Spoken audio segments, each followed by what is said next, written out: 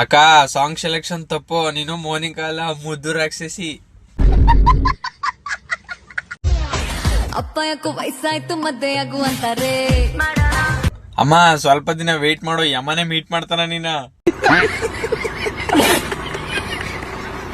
ಶೈಲು ಅರೆ ಶೈಲು, ಎಲ್ಲಿದ್ದಾಳೆ ಶೈಲು? ನಿನ್ ಕಾಟ ತಡಿನಾರ್ದೆ ಸತ್ತೋಗಳವ. ನನಗೇನಾಯ್ತು ಹೇಳು. ನಿಂಗೇನು ಆಗಿಲ್ಲ ಗುರು, ಅವಳಿಗೆ ಕಿವಿ ಕ್ಯಾನ್ಸರ್ ಆಗಿತ್ತು ಸಾಂಗ್ ಕೇಳಿ ಕೇಳಿ.